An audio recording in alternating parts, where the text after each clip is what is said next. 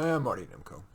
Usually what I do is I offer my self-help advice interspersed with some piano playing, but I occasionally read aloud other people's essays that I think are worthy of your time. This one comes from Victor Davis Hanson. He is the Martin and Illy Anderson Senior Fellow in the Hoover Institution at Stanford University, and this is his essay that just came out today, and I wanted to read it to you. It's called Woke Got What It Wanted, and Then What? The woke movement was giddy after January 20th, 2021. The left controlled both houses of Congress. Joe Biden was drafted as the necessary veneer of 1980s Democratic normality to ram through an otherwise hard left agenda. All the major cultural, financial, economic, entertainment, and media institutions had played various roles in seeing Donald Trump not just defeated, but also impeached twice. He was written off as persona non grata after the January 6th riot at the Capitol.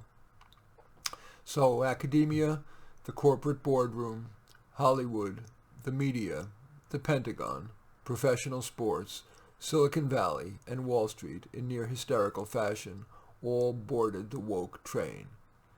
All now boasted of ferreting out, quote, white rage, end quote, and hiring legions of diversity, equity, and inclusion czars. Critical race theory would be mainstream to excise racism and discrimination by embracing racism and discrimination. Quote, crime was to be seen now mostly as a construct created by the elite to protect their own privilege, prerogatives, and property. Shoplifting, looting, and street thuggery were just part of living in a normal city. Social justice warriors could replace defunded police.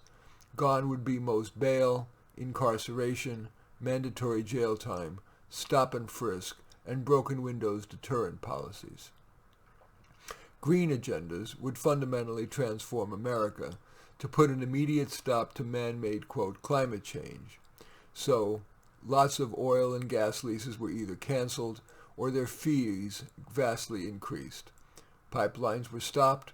Gas and oil companies were warned that everything from lack of financing to new regulations would put them soon out of business.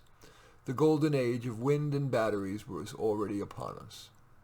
Modern monetary theorists assured us that printing money, quote, spread the wealth, devaluing the cash of undeserving capitalists who had too much and implanting it in the hands of the needy who unfairly had too little. To the extent inflation followed, it would be a good thing, a sign of a newly empowered, robust consumer class too long denied, quote, equity. COVID was virtually over. We were assured by Joe Biden that Trump had killed over 350,000 Americans by his lax policies. In contrast, Biden would soberly vaccinate us all, claiming its efficacy as his own. He would predict victory over the virus by the 4th of July. The Delta variant was still then just an obscure rumor from abroad. The border would be opened, and stay open, no more walls. As citizens of the world, the left welcomed in 2 million arriving illegally without audit or vaccinations in time of a pandemic. As the woke drove terrified old liberal Democrats into hiding, all the old wisdom about human nature vanished. Forget that criminals hurt the poor the most. Discard the quaint idea of Martin Luther King Jr. that our character, not our color, determines who we are. Ignore the passé idea that inflation eats away at the wages of the working class. We could always resume the quarantines, lockdowns, and shutdowns that made Amazon, Target, Walmart, and other conglomerates hundreds of billions in profits while the mom-and-pop small businesses went broke.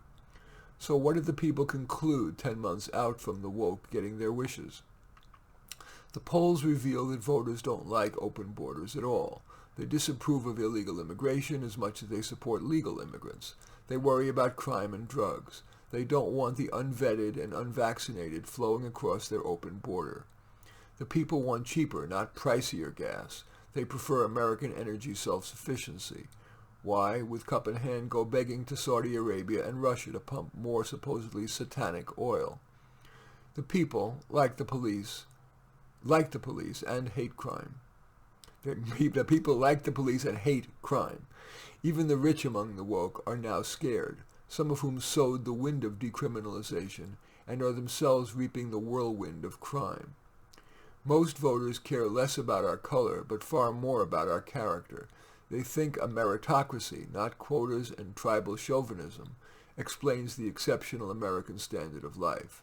They despise inflation as much as recession, and fear they may now get both soon. Freedom-loving individuals don't like cancel culture, ostracism, iconoclasm, Trotskyization, and commissars. They prefer free speech. They treasure the Bill of Rights. So in just 10 months, the left got what it wanted. And the people are becoming not just sick of what has followed, but disgusted. They are terrified that the left is not just failing, but also wrecking the country and them along with it.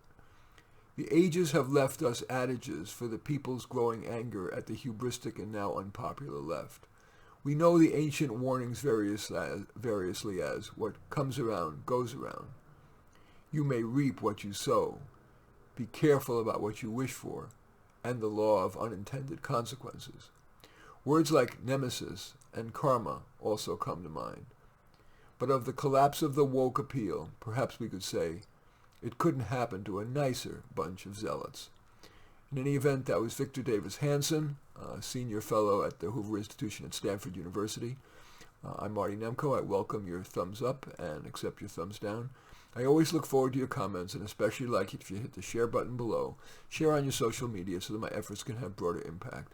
And I am flattered if you choose to subscribe to my channel, which usually consists of my self-help advice around career, relationships, money, and the meaning of life, but occasionally interspersed with my piano playing, and as I've done here, essays and other writing by other people I believe are worthy of your consideration. In any event, I do thank you for watching. I'm Marty Nemko.